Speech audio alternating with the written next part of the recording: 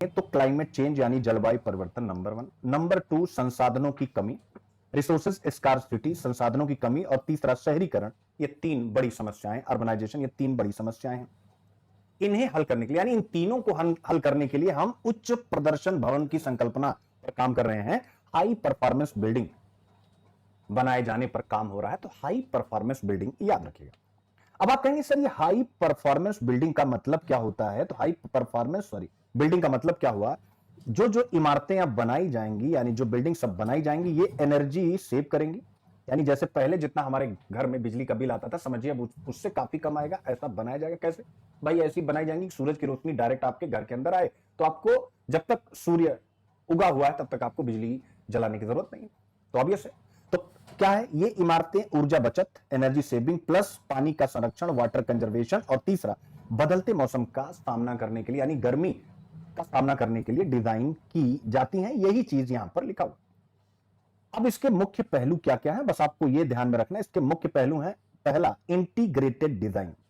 क्या है integrated design? इसका मतलब क्या है? जो भी बिल्डिंग से संबंधित कंस्ट्रक्शन के काम में लगे होते हैं वो सब मिल करके काम करते हैं। इंटीग्रेटेड डिजाइन का मतलब हुआ जो आर्किटेक्ट है, जो इंजीनियर है, जो कंस्ट्रक्शन एक्सपर्ट यानी विशेषज्ञ, ये मिलकर इमारत की डिजाइन का प्लान करते हैं। इसको आप लिख लीजिएगा। अब इसे हम एक एग्जांपल से कैसे समझेंगे कि ये जो इमारत है इन तीनों के मिलने के बाद इस तरह से बनाई जाती है कि वो ज्यादा से ज्यादा नेचुरल रोशनी यानी डे लाइट का उपयोग करे।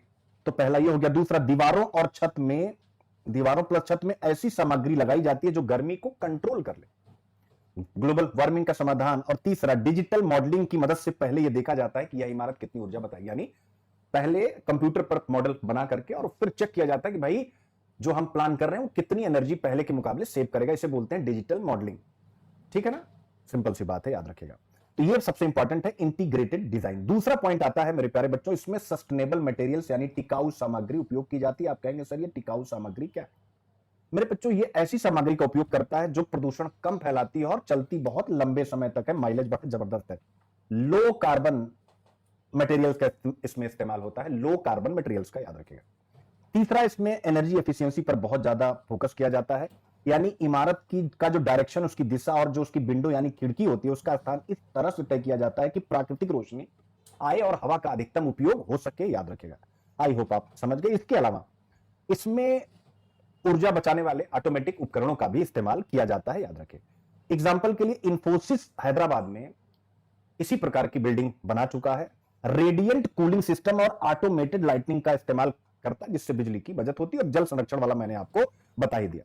तो आई होप आप समझ गए हैं। इसमें यही सब डिस्कस किया गया जिसको आप आसानी के साथ स्वयं पढ़ लेंगे। तो